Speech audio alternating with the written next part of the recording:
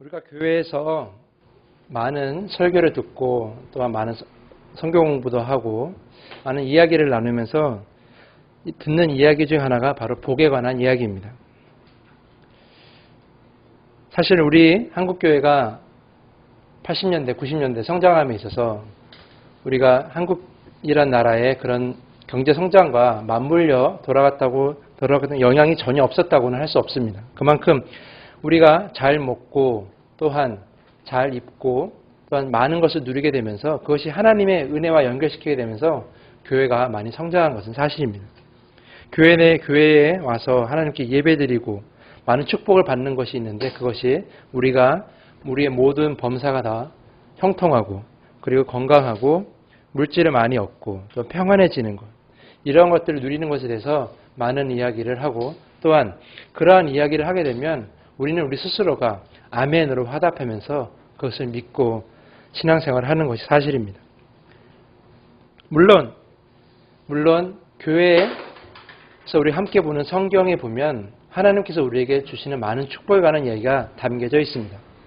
물질과 건강과 평안과 그리고 그 모든 것들을 다 누릴 수 있다는 것은 절대로 틀린 말은 아닙니다. 하지만 그것이 전부는 아니었다라는 거죠. 저는 가끔씩 이런 생각을 해보게 되었습니다. 한국교회가 만약에 그러한 복에 관한 얘기를 하지 않았다면 과연 성장할 수 있었을까라는 거죠. 물론 그러지 않을 수도 있었겠지만 제 개인적인 생각으로는 아마 어렵지 않았을까라는 생각이 드는 거죠. 어쩌면 우리 마음속에는 듣고 싶은 것만 들으려는 그런 마음들이 있어서 그럴 수도 있습니다. 제가 자주 이야기하는 건데 요즘 제가 이렇게 자주 보는 드라마가 있는데 바로 MBC에서 하는 그 여왕의 교실이라는 드라마가 있는데 제가 설교 시간에 몇 번 이야기를 했던 것 같아요. 그런데 그 드라마가 시청률이 안 나옵니다. 물론 같은 시간대에 하는 너의 목소리가 들려라는 드라마가 워낙 재밌어서 그럴 수도 있는데 제가 봤을 때는 그 드라마가 시청률이 안 나온 이유는 다른 곳에 있다고 봅니다. 그 이유가 무엇이냐면 다른 사람들이 듣기 싫어하는 내용들을 직언하면서 이야기한다는 거죠. 한국 사회가 갖고 있는 현실, 또 한국에 있는 교육이 갖고 있는 그런 현실 여러 가지 어두운 부분들을 바로바로 들춰내고 있는 것이 그 바로 드라마라는 거죠. 그래서 사람들이 그걸 보면서 굉장히 불편해하는 거죠.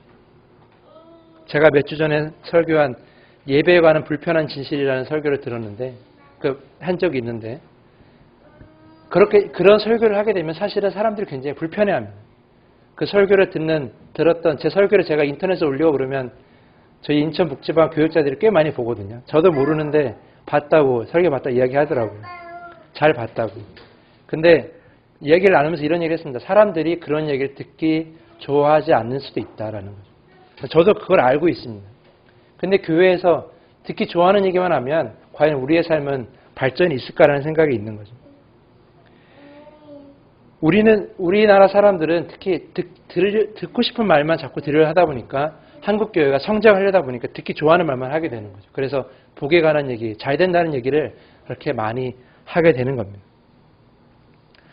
오늘 읽은 말씀 우리 37절, 38절 말씀, 특별히 38절 말씀은 우리의 마음을 어쩌면 불편하게 할 수 있는 내용일 수도 있습니다. 38절의 첫 번째 단어가 주라입니다. 줘라. 세번역 성경은 더 적나라하게 얘기하는데 남에게 주어라 라고 이렇게 시작을 하죠. 남에게 주어라. 이것은 단순하면서도 굉장히 명확한 예수님의 명령이라고 할 수 있습니다. 그렇기 때문에 우리에게 굉장히 부담이 되는 명령이라는 거죠. 우리는 받는 거에 굉장히 익숙합니다. 교회 오면 받게 됩니다. 교회에 오면 이것도 받고 저것도 받고 다 받습니다. 이렇게 얘기하지만 우리가 교회에서 남에게 주십시오라는 얘기를 많이 듣지는 않죠. 그런데 여러분 그거 알고 계십니까? 성경에는 우리가 생각하는 것 이상으로 남에게 줘야 된다는 명령을 많이 하고 있습니다. 제가 인터넷 찾아봤는데 제가 성경을 다 일일이 다 찾아볼 수 없어서 인터넷에 도움을 받아서 알아보니까 남을 돕는 것에 관한 성경 구절이 무려 70가지가 됩니다. 남을 도와야 될 이유, 남을 도우면 어떤 복을 받는지, 남을 도우려면 어떻게 도와야 되는지 그런 내용에 대해서 무려 70여 가지의 말씀이 구약부터 신약까지 정확하게 명시되어 있다는 거죠. 그렇기 때문에 우리는 받는 것도 좋지만 우리가 주는 것에 대해서도 관심을 가져야 된다는 거죠. 그런데 우리가 이 줘야 된다라는 이 말씀을 들으면 때 우리 가슴속에 하나 드는 생각은 과연 주더라도 얼만큼 줘야 된다라는 거예요. 그거에 대해서 우리는 굉장히 고민하게 됩니다. 도대체 얼마를 줘야 하나님께서 원하시는 만큼 주게 되는 것인가?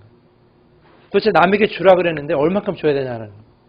예수님이 원하시는, 이 말씀 가운데 원하시는 그 주는 양은 어느 정도냐는 거죠. 굉장히 애매합니다. 예전에 코미디 프로그램에 가장 인기 있던 프로그램 중 하나가 애정남이라는 게 있습니다. 애매한 것을 정해주는 남자라 그래서 많은 사람들이 보고 저도 많이 웃었는데 거기서 그런 걸 하나 정해주더라고요. 축의금 내기 굉장히 애매하다는 거예요. 그래서 정해줬는데 어떻게 정해줬냐면 기본은 3만 원이다. 무조건. 혼자 가면. 기본은 3만 원인데 성수기 때 가면 3만 원이고 비성수기 때 가면 5만 원을 내라는 거죠. 성수기는 언제냐? 4월, 5월, 9월, 10월. 결혼식 많을 때는 3만 원 내고 결혼식 없을 때는 5만 원 내라. 그리고 5만 원과 10만 원을 구별하는 방법을 알려줬는데 만약에 결혼하는 친구의 부모가 내 이름을 알면 10만 원을 내고 아니면 5만 원을 주라는 거죠.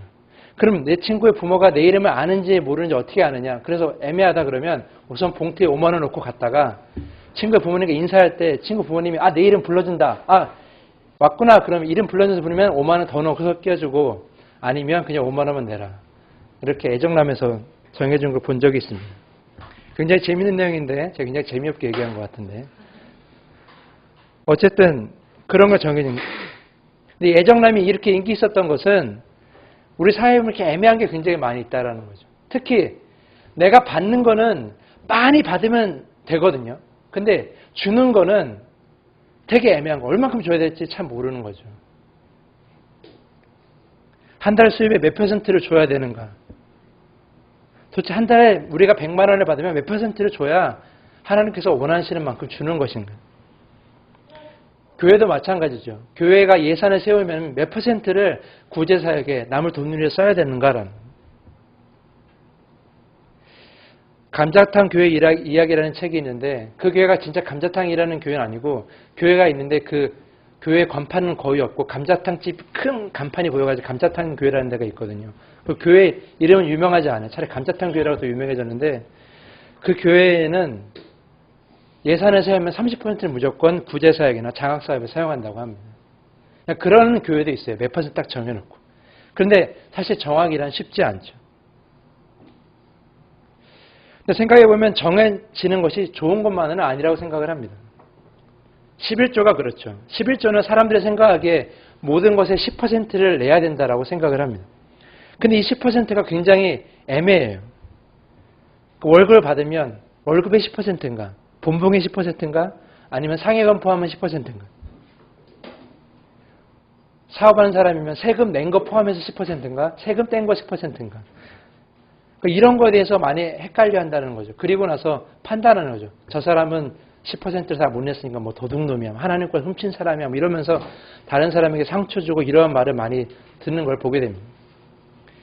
근데 제가 생각했을 때 11조는 제가 뭐 정확히 이 얘기를 하고 싶은 건 아니지만 10의 1조는 정확한 10%를 얘기하는 것이 아니라 하나님의 것을 내가 그만큼 인정한다는 것이 마음이 더 중요하다는 걸 먼저 아셨으면 좋겠다라는 거죠. 그리고 상황에 따라서 낼 수 있다라는 거죠. 어쨌든 그건 다른 얘기지만 제가 생각했을 때 정해진다고 해서 다 좋은 건 아니라는 거죠.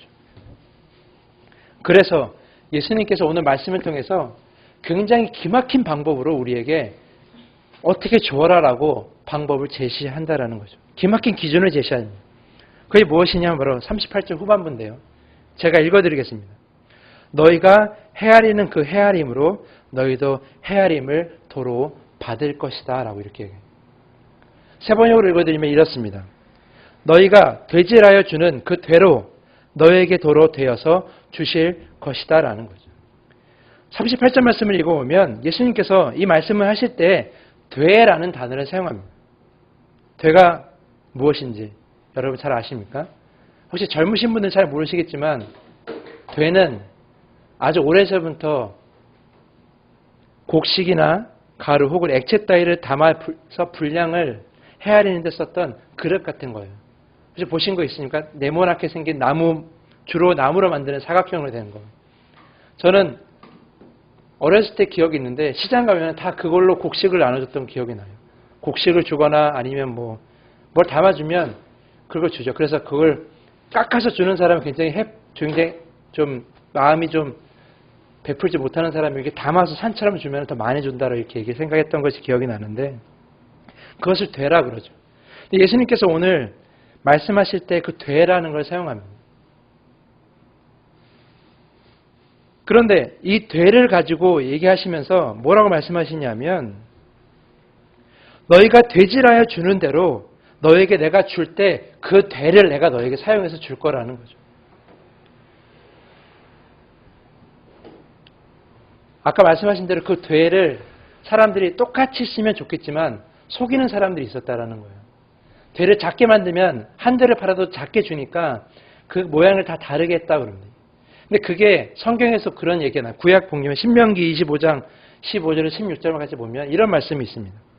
당신들은 바르고 확실한 저울추와 바르고 확실한 되를 사용하십시오. 그러면서 틀리는 추와 되를 가지고 속임수 쓰는 사람은 누구든지 주 당신들의 하나님이 싫어하십니다라고 이렇게 얘기하고 있어요.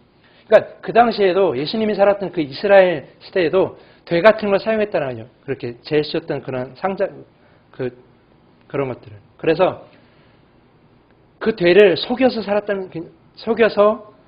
사용했던 사람들이 굉장히 많았다는 겁니다. 무슨 얘기냐면 예수님께서 그 얘기를 하시는 거예요. 너희들이 되를 정해서 줄 건데 너에게 남에게 줄 때 너희들이 각자의 되를 만들어서 주게 될 것이다. 중요한 그 되를 줘서 퍼서 줄 때 그 크기대로 내가 너에게 그 되를 사용해서 너에게 줄 거라는 얘기죠. 그래서 우리가 작은 되를 사용하면 사용할수록 남에게 줄 때 작은 그릇을 사용하면 줄수록 하나님 우리에게 주실 때도 작은 그릇으로 준다라는 얘기죠. 그러니까 우리가 큰 그릇을 사용해서 주면은 하나님께서는 그만큼 큰 그릇을 우리에게 주신다라는 얘기입니다. 하나님께서 굉장히 예수님께 지혜롭게 말씀하신 거죠. 너희가 얼만큼을 주라라고 얘기한 것이 아니라 너희가 주는 대로 내가 너에게 줄 것이다라는 걸 얘기하신다라는 거죠. 굉장히 기막힌 방법으로 얘기를 하시는 겁니다. 그런데 이게 기막힌 방법이긴 하지만 한쪽으로 생각하면 우리가 굉장히 두려워할 마음이라는 거죠. 우리 그동안 이렇게 생각했습니다. 주님 주시는 사랑에 대해서 우리는 무한히 그만한 그 주님의 사랑을 받을 것이라고 이렇게 생각했죠. 끝없는 주님의 사랑, 우리에게 변함없는 주님의 사랑이라고 생각했지만 사실 주님께서 우리에게 은혜를 주시거나 복을 주실 때에 그냥 주는 것이 아니라 우리가 다른 이들에게 얼만큼 어떤 모양으로 주느냐에 따라서 그것이 달라진다라는 거죠. 그렇기 때문에 이거는 굉장히 두려운 말씀이라는 거죠. 그러니까 우리가 받을 복은, 우리가 받을 축복은 우리가 다른 사람들에게 얼만큼 어떻게 주느냐에 따라 달려 있다라는 사실입니다. 여러분 이것을 명심하셔야 돼요. 우리가 받는 복은 우리가 주는 것과 관련이 있다라는 거예요. 여러분 이것을 명심하시기를 간절히 부탁을 드리겠습니다. 그렇다면 이런 생각할 수도 있겠죠. 많이 주는 사람은 많이 복을 받겠네. 그럼 부자들은 많이 주면, 돈 많은 사람들이 많이 주면 돈 많은 사람은 더 부자 되고 적은 사람들이 적게 주면 결국 적게 받으니까 부자가 못 되겠네 하고 이렇게 생각할 수도 있겠죠. 근데 그거는 잘못된 생각이에요. 오늘 말씀을 그래서 제가 37절부터 읽을 거예요. 37절 읽겠습니다. 이렇게 되어 있습니다. 비판하지 말라. 그래야면 너희가 비판을 받지 않을 것이요. 정죄하지 말라. 그러면 너희가 정죄를 받지 않을 것이요. 용서하라. 그러면 너희가 용서를 받을 것이요. 라고 이렇게 되어 있습니다. 사실 여기 비판하는 것, 정죄하는 것, 그 다음에 용서하는 것, 이건 다 뭐랑 관련이 있냐면 우리의 마음이랑 관련이 있습니다. 물질과 관련된 것이 아니라 마음이랑 관련된 거죠. 그리고 나서 38절에 주라라고 이렇게 명령하고 있는 것이죠. 이것이 무슨 의미냐면 여기서 주는 것은 우리가 보이는, 우리의 눈에 보이는, 우리가 가지고 있는 물질만을 얘기하는 게 아니라는 거예요. 37절과 연결되어서 우리의 마음의 것도 포함된다는 거죠. 마음을 주라라는 얘기는 물질을 주는 것이 아니라 마음을 주라라는 거죠. 결국 마음에 관한 얘기라는 겁니다. 다른 사람들에게 줄 때 우리가 그냥 복을 받기 위해서 그냥 주는 게 아니라 다른 사람을 사랑하고 다른 사람을 위하는 마음으로 주는 거 아닙니까? 결국 무슨 얘기냐면 다른 이들에게 무엇을 주거나 베풀 때는 그 마음의 크기를 주님께서 보신다라는 얘기죠. 그러니까 그 마음의 크기가 크면 클수록 예수님께서 너에게 많은 복을 준다라는 얘기입니다.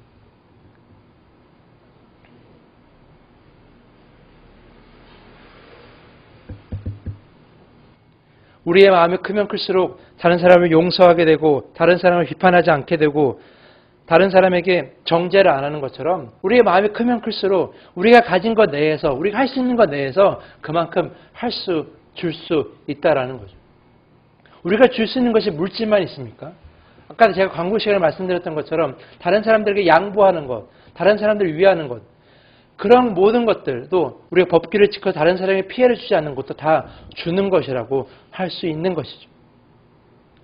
중요한 것은 예수님께서 우리에게 원하시는 것은 너희가 다른 사람들을 나만 생각하는 것이 아니라 타인을 생각하는 마음을 얼만큼 가지고 있냐라는 거죠. 타인을 그만큼 많이 생각하면 생각할수록 타인을 그만큼 큰 마음으로 생각할수록 예수님도 우리에게 복을 주실 때 큰 마음으로 허락해 주신다라는 거죠. 그것이 오늘 말씀의 가장 중요한 포인트라고 할 수 있다라는 거죠.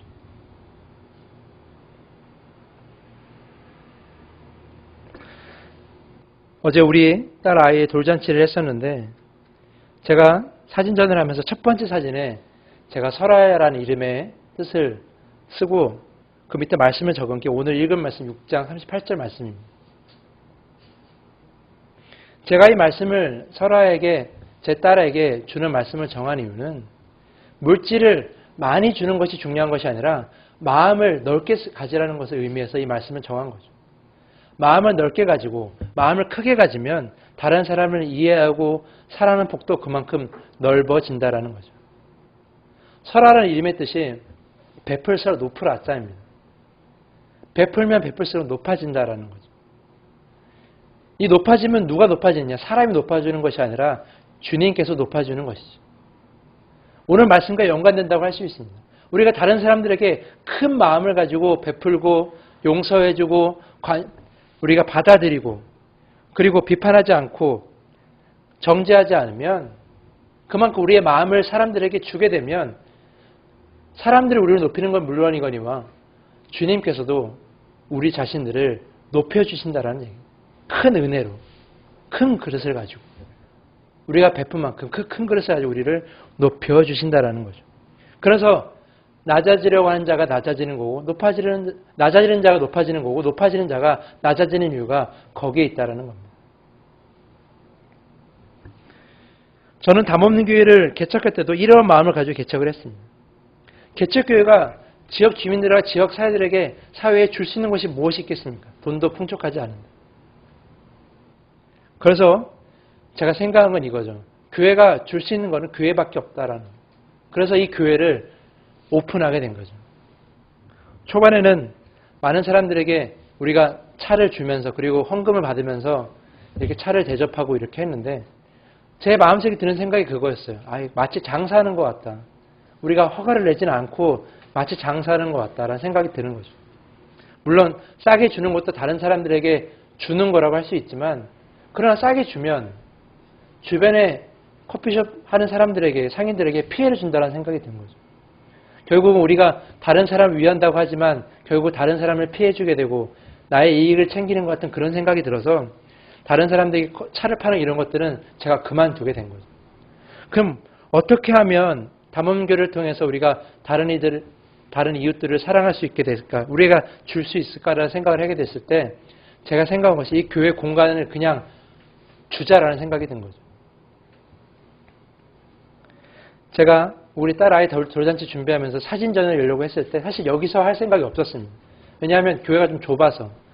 그래서 여러 가지 장소를 섭외해 봤거든요. 근데 정말 저렴한 금액 혹은 정말 편하게 장소를 빌려주는 공간이 아무것도 없더라고요.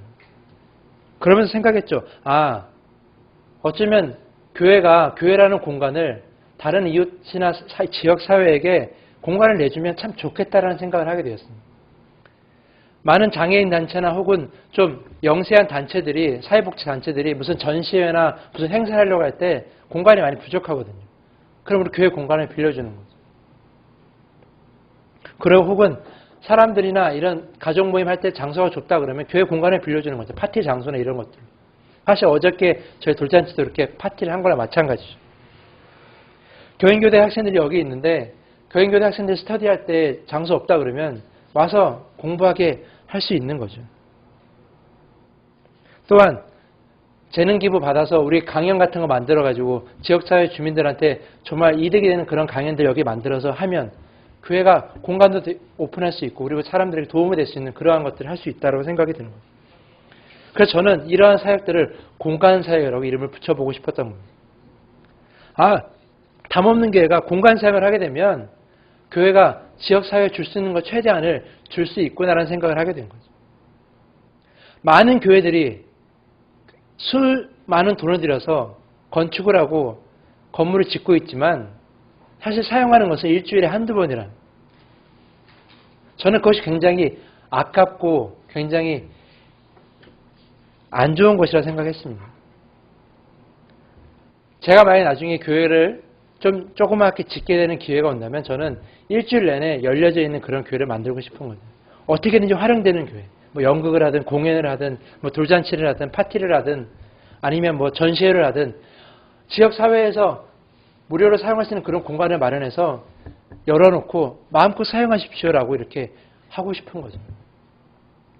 어쩌면 교회가 예배드리는 장소로서 국한되는 것이 아니라 그렇게 다른 지역 주민들을 위해서 공간을 오픈한다면 어쩌면 하나님도 더 기뻐하시지 않으실까. 예배드리는 사람들이 모여서 예배드리는 것만큼이나 더 기뻐하는 모습으로 그 모습을 받아들이지 않을까. 저는 그런 생각을 해보게 되었습니다. 여러분도 마찬가지로 할 수 있죠. 여러분의 집도 그러한 사랑의 장소로 개방할 수 있는 것이죠. 지역 주민들이나 이웃들을 초대해가지고 나눔의 장소를 활용할 수 있는 것이고요. 또 다른 사람 초대해서 사랑의 나눔의 장소로 활용할 수도 있는 것이고요. 여러분의 능력도 이용할 수 있는 것이죠. 여러분이 가지고 있는 재능이나 여러분이 가지고 있는 그런 능력들을 다른 사람 위해서 활용하는 것.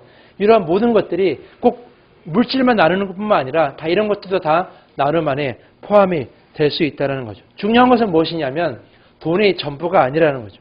여러분이 가진 것 중에 능력이든 물질이든 무엇을 가졌든 간에 그 모든 것들을 이웃 주민들과 지역사회 사람들과 내가 아는 모든 사람들에게 나눠줄 수 있다면 그것 자체가 오늘 말씀에 포함되는 그 나눔의 마음에 포함될 수 있다는 사실입니다. 중요한 건 여러분의 마음이라는 거죠. 여러분이 어떠한 마음을 가지고 그 사람들에게 나눠줄 수 있냐라는 거죠. 우리 마음이 넓어지면 그리고 우리가 주려는 마음을 많이 가지면 가질수록 우리가 사람들이 줄 수 있는 것들이 더 많이 보인다라는 거죠. 단지 우리가 찾지 않아서이다라는 겁니다. 사랑하는 담없는 교회 성도 여러분, 저는 여러분들이 가진 것들을 다 귀하게 나눠서 줄 수 있는 그런 삶을 살 수 있었으면 좋겠습니다. 무조건 다 주란 얘기가 아닙니다. 여러분이 누리지 말고 주란 얘기가 아닙니다. 누리실 만큼 누리고 가질 만큼 가지고 나서 내가 필요한 만큼 가졌을 때 여러분 마음을 넓혀서 보라는 거죠. 내가 지금 줄 수 있는 것이 무엇이 있을까? 물질일까? 능력일까? 무엇이 있을까? 한번 찾아보시는 거죠. 우리의 마음이 넓으면 넓을수록 줄 수 있는 것들은 점점 더 많아질 수 있다는 거죠. 그것이 아는 사람이든 알지 않은 사람이든지 간에 굉장히 많을 수 있다는 겁니다. 여러분들이 큰 마음으로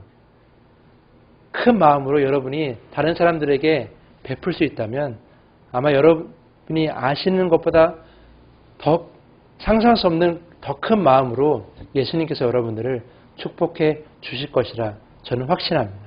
그것이 오늘 말씀의 가장 중요한 포인트라는 거죠. 여러분이 큰 마음을 가지는 만큼 주님도 여러분에게 더 큰 마음으로 은혜를 주신다라는 거예요.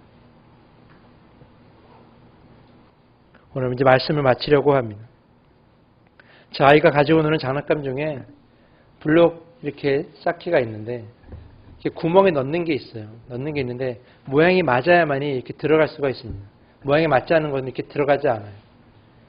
중요한 거는 그 모든 블록들을 다 넣을 수 있는 구멍이 있는 그 무엇이냐면 가장 큰 구멍이라는 거예요. 큰 구멍에는 다 넣을 수 있다는 거예요. 여러분의 마음도 마찬가지 아닐까 생각합니다. 여러분이 마음이 넓으면 넓을수록 많은 것을 담을 수 있습니다. 주님의 은혜도 마찬가지죠. 여러분의 마음이 넓으면 넓을수록 주님이 주실 수 있는 은혜도 더 많이 담을 수 있다는 거죠. 어쩌면 예수님이 말씀하시는 그 되라는 표현이 그것이 아닐까 생각이 됩니다. 여러분이 큰 마음을 가질수록 내가 너에게 줄 수 있는 것이 주는 것을 담을 수 있는 그릇이 커진다라는 그 얘기가 아닐까요? 여러분이 큰 마음을 가지고 다른 사람을 위해 마음을 준비한다면 예수님께서도 많은 것들을 주실 때 다 담을 수 있지 않을까 생각을 합니다. 주님이 주신 모든 것들을 다 담고 누릴 수 있는 여러분의 삶을 살 수 있기를 간절히 부탁을 드리겠습니다. 그러한 삶을 살 수 있기를 바라며 오늘 말씀을 마치도록 하겠습니다.